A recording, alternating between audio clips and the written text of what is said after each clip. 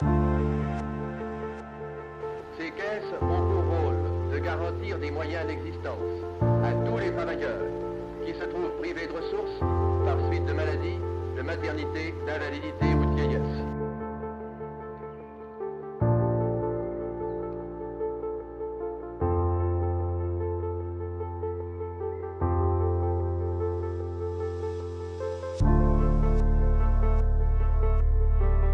On était dans l'actualité, on a toujours été dans l'actualité. Lorsqu'un conflit éclatait à l'autre bout de la planète, on avait des récupérations. Chaque personne passe environ combien de temps dans vos locaux? Ça peut être de l'ordre de même une demi-heure en théorie. En pratique, un cas un peu épineux, s'il y a une recherche de pièces, ça peut facilement durer 1 heure ou 2. Alors il faut se dire qu'en 79, il n'y avait aucun mode numérique ou même informatique. Tout était manuel. Il y avait des fiches avec des bagues du classement et on passait un temps infini à faire du classement. Donc c'était un autre monde complètement différent, il n'y avait pas d'ordinateur. Donc en 80, il faut savoir que la CAF comportait environ 40 000 allocataires et que ces 40 000 allocataires avaient chacun un dossier papier. Je suis rentré au service tri, classement, écriture, puisqu'à l'époque c'était beaucoup de papier et on sortait les dossiers pour que les GCA puissent avoir une bonne productivité et ne perdent pas de temps à sortir les dossiers. Premier travail, eh bien, c'était donc, notamment je me souviens de mettre les bulletins de salaire sous pli. Un nombre d'armoires considérable, des dossiers qu'il fallait aller rechercher, reclasser, des risques d'erreurs. Des erreurs humaines qui pouvaient, avec un certain nombre d'opérations manuelles à réaliser. Et on était plusieurs secrétaires à l'époque, secrétaires pour les travailleurs sociaux, c'est-à-dire qu'on tapait, on dactylographiait les contrats de prêt ménager immobilier, les rapports des aides pour les aides financières et les rapports des travailleurs sociaux. Alors on avait à l'époque des machines à écrire à boules, marguerite, pour changer les écritures. Donc après j'ai beaucoup travaillé sur une offset, une Gestetner 211. C'est des petites machines d'imprimerie qui faisaient énormément de bruit. Et j'étais obligé de travailler la porte fermée pour que le bureau de la compta en face n'entende pas ma machine. Prise de notes sténo chez la responsable des travailleurs sociaux. Elle nous faisait prendre le courrier, tout le courrier en sténo. Et vous comprendrez que si on avait toujours et encore que du papier, les dossiers s'étoffaient très largement et même devenaient pour certains énormes. Donc il avait été institué ce qu'on appelait un débourrage, c'est-à-dire qu'on faisait un ménage dans les dossiers pour éviter qu'ils soient trop importants et ça faisait l'objet de grandes parties de rigolade avec la radio, le casse-croûte, etc. C'est des moments sociaux qu'on appréciait, qui existaient une fois par an. Et à l'époque, c'était le personnel de l'action sociale qui accompagnait les enfants en colonie. On est allé dans le Lot, on est allé en Vendée, on est allé à Charente-Maritime. On passait la nuit, puis on venait le lendemain avec le chauffeur du bus. J'ai connu une époque où on avait expérimenté le Minitel pour répondre aux allocataires. Aujourd'hui, ça paraît risible. Eh bien, on avait un certain nombre de Minitel où, avec des lignes téléphoniques, on donnait un certain nombre d'informations très basiques à nos allocataires. Un nouvel outil va envahir l'Europe, Internet, créé par l'armée américaine, le Minitel version universelle. Rapide, mondial, peu cher et permet de mieux gérer son temps de travail. Bon an, mal an, on a évolué.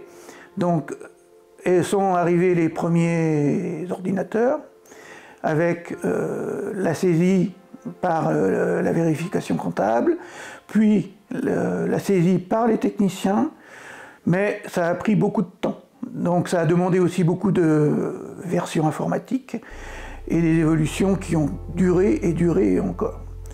Nous étions amenés à payer sous forme d'espèces à cette époque, à notre accueil, le RMI pendant un certain nombre de mois, avant que l'intégration informatique soit complètement faite et qu'il puisse automatiser ce type de paiement. Et ce dont je me rappelle, moi, surtout, c'est quand même d'avoir installé les PC, les premiers PC de la CAF avec 22 disquettes. Donc quand même quelque chose d'assez particulier, et également d'avoir formé tous les agents de la CAF à utiliser ces PC. Ça a quand même été assez épique avec les premières utilisations de la souris et le multi-fenêtre. Et là, on a connu vraiment l'évolution avec il n'y avait plus de papier, quoi. C'était vraiment sur ordinateur, donc ça a été quand même un gros passage. J'ai fait partie à l'époque du projet prioritaire numéro 5, qui était accompagner le réseau des CAF à la dématérialisation. Donc à travers ce terme, c'était ni plus ni moins que Internet qui commençait à poindre. La numérisation des dossiers a été aussi un événement primordial, puisque vous comprendrez que de scanner 50 000 dossiers, ça ne s'est pas fait du jour au lendemain. Donc sur 2 ou 3 ans, nous avons pu identifier numériquement tous les éléments des dossiers de nos allocataires. En 2000, j'ai passé l'examen Vademecaf. C'était la première année que ça existait. Parce qu'avant, c'était des concours en interne, mais là, c'était vraiment des intervenants qui venaient. La formation Vademecaf, c'est sur 9 mois, donc c'était une partie théorie et pratique. Donc on avait des modules sur chaque prestation, puis ensuite on était en tutorat donc, pour pratiquer sur la prestation en question. À l'époque, il y avait un projet de territorialisation et c'était adapté en fait l'offre de services tant des prestations légales que de l'action sociale sur les intercommunalités. Il y avait une équipe pluridisciplinaire dans chaque antenne. Donc il y avait la conseillère technique, les travailleurs sociaux, l'assistante d'antenne et les gestionnaires conseils allocataires. Donc le poste d'assistante d'antenne, on était plutôt sur la gestion d'intendance de l'antenne, l'accueil des allocataires, et on avait la particularité d'avoir en charge la gestion des prêts ménagers immobiliers qui aujourd'hui se fait directement via un formulaire en ligne sur notre site. Nous avions des antennes mais dans les centres commerciaux. Du coup, voilà, Hyper-U, c'était un partenaire, c'était Hyper-U, et puis à Mel, c'était je ne sais plus quel centre commercial. Donc c'était voilà, un peu rigolo d'être dans un centre commercial. Donc on recevait les gens, bon, s'ils avaient des choses à déposer, on les prenait. Donc il y avait encore les déclarations de ressources à l'époque. Donc je vous imaginez les tas de papiers qu'il pouvait y avoir en déclaration de ressources. On les signait, on regardait brièvement si c'était bien rempli. Et sinon, s'il y avait des questions plus spéciales, on envoyait les gens à l'accueil. Mais l'accueil, là, tous les box d'accueil étaient pris par les techniciens. On a vu la salle d'accueil où il y avait 30 personnes.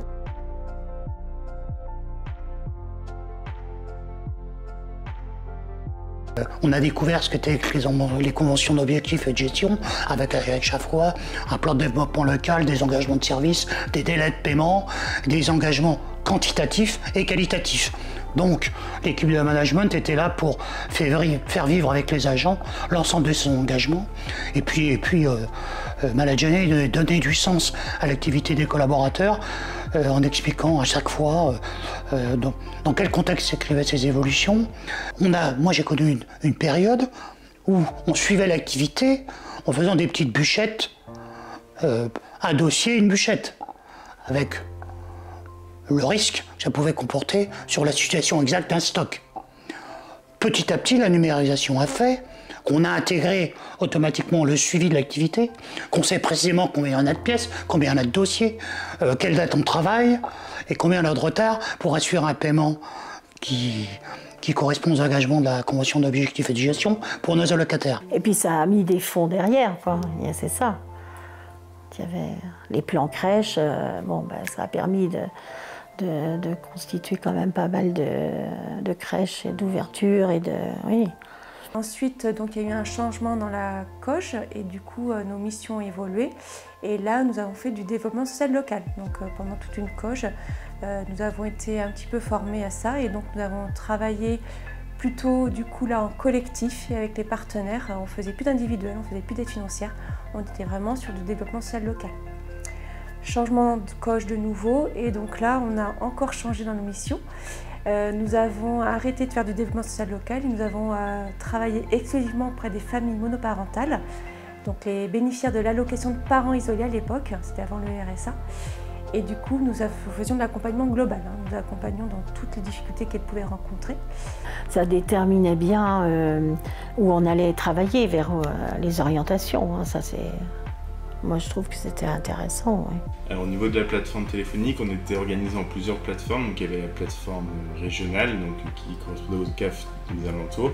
Après, la plateforme nationale, donc, elle qui s'occupait des grosses CAF au niveau national, qui avait des difficultés. Et puis moi, j'étais au niveau de la plateforme régionale de renfort. Donc, on intervenait pour aider d'autres CAF de la région. La plateforme s'est arrêtée en 2016, puis ensuite, elle a été mutualisée à la CAF de La Rochelle. La gestion des litiges à la CAF, en fait, ça touchait l'intégralité des services. On imprimait aussi bien les offres de prêt de l'action sociale que les bulletins de salaire pour la GRH, que les listes de traitement pour le service comptabilité. Et c'est vrai que ça faisait des masses en fait, d'impression en local qui aujourd'hui n'existent plus parce qu'on arrive à les récupérer soit par des portails ou des outils. Les données en fait, que l'on imprimait jusque-là. Quand on a expérimenté le télétravail pour la première fois en 2017, voilà, c'était en 2017, on avait 7 agents de concernés. À l'époque, je suis la référente santé de l'organisme et à l'époque, il fallait que j'aille avec un membre du CHSCT au domicile de chaque agent pour vérifier que le lieu en fait, du télétravail, là où la personne allait installer vraiment son bureau, était conforme en fait, aux règles d'hygiène et de sécurité professionnelle. Dès lundi et jusqu'à nouvel ordre, les crèches, les écoles, les collèges, les lycées et les universités seront fermés. La période Covid a été assez particulière. Et suite à l'annonce, on a dû former tous les agents en une semaine à faire du télétravail, à leur fournir du matériel. Des fois, on n'en avait pas assez. Ils ont dû eux-mêmes enlever le matériel de leur bureau pour les mettre dans les voitures. On a eu une période aussi où on a fait un espèce de drive, où les gens venaient, quand on a reçu des écrans après, ils venaient en voiture sur le parking et puis on les attendait, et puis on chargeait les voitures, ils sortaient même pas de leur voiture, on leur mettait les écrans dans la voiture et ils repartaient chez eux. Et ce qui a été assez marquant, c'est le dernier jour où avec mes collègues Stéphane, Jérémy et la directrice, on a fermé le bâtiment, tous les quatre, et ça a été un moment assez particulier et un peu triste, j'avoue. Je venais à la CAF 2 fois par semaine pour traiter le courrier pour que les agents puissent continuer à traiter les dossiers des allocataires, puisque même si on ne travaillait pas sur place, ils travaillaient en télétravail et on continuait à traiter les dossiers. Et ça me permettait de sortir de chez moi, puisque tout le monde était renfermé, mais moi pas. Le premier confinement nous a plongé, mais alors de manière très brutale, dans le tout numérique. Enfin, dans le chantier de démarche de transformation numérique. Ça a été une bonne occasion en fait de s'approprier tous ces nouveaux outils. On passait de SUSI, donc le serveur, au SharePoint. Il fallait toute une nouvelle logique de gestion des documents et également de partage en ligne d'informations, donc à travers les équipes Teams, mais aussi par exemple des choses assez simples comme partager son agenda Outlook avec ses collègues, c'était pas une pratique très courante. Là avec Office c'est beaucoup plus simple, on a tout ce qui est la boîte mail, tous les logiciels à côté. Teams aussi, parce qu'avant on n'avait pas, on n'avait que Cisco. Après il y a aussi pour l'organisation de notre travail, on a tout ce qui est le tableau de bord, avec les tableaux de bord, les whiteboards, qui permet que ce soit plus simple. La période Covid, elle a forcément fait évoluer nos offres de services. On a vu apparaître l'offre de rendez-vous téléphonique qui était complètement inexistante avant la période Covid parce qu'il fallait trouver des solutions pour rester au contact de la locataire, continuer à leur apporter en fait, des éléments de réponse à leur dossier et effectivement on se rend compte qu'aujourd'hui c'est une des offres les plus plébiscitées sur la relation de service. On a déployé des nouveaux outils également pour communiquer auprès des allocataires. Donc on a ouvert un compte LinkedIn, un compte Twitter pour pouvoir partager les informations avec les allocataires ou les partenaires de manière plus moderne et plus digitale pour s'adapter à l'ère du temps. Les enjeux RH d'aujourd'hui, ce n'est pas les mêmes qu'il y a 10 ans.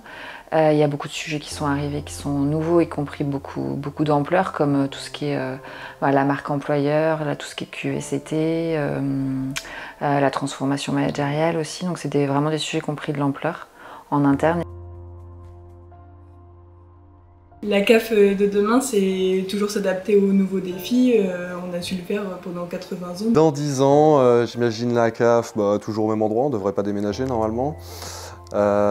Certainement, le système d'information va évoluer, hein, il évolue tout le temps. L'intelligence artificielle va peut-être faire son petit chemin aussi. Sur les 5 prochaines années, on est vraiment sur du déploiement de nouveaux outils, de la relation de service pour la gestion et des accueils et la gestion des offres, mais aussi une démarche complètement opposée à celle que l'on faisait jusque-là, c'est-à-dire qu'on attendait que la locataire vienne à nous. On va directement aller chercher en fait les informations que l'on doit avoir auprès de la locataire de façon proactive, via des démarches d'aller vers, via des plans de contact sortants, via des kits marketing, via des parcours.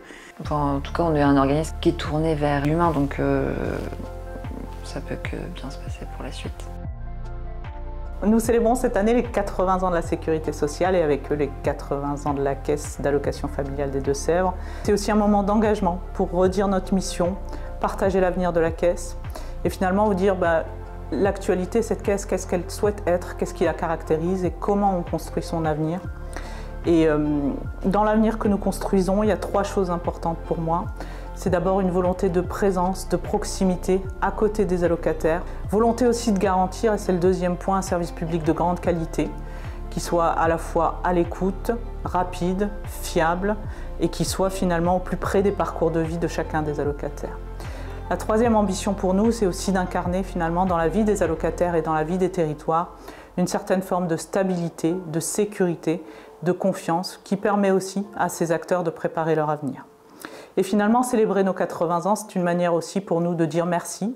Merci à ceux qui ont fait la caisse d'allocation familiale par le passé. Merci à ceux qui la font aujourd'hui. Et puis surtout, merci à ceux qui sont et qui restent engagés pour faire vivre ce projet de citoyenneté, de solidarité, préparer son avenir.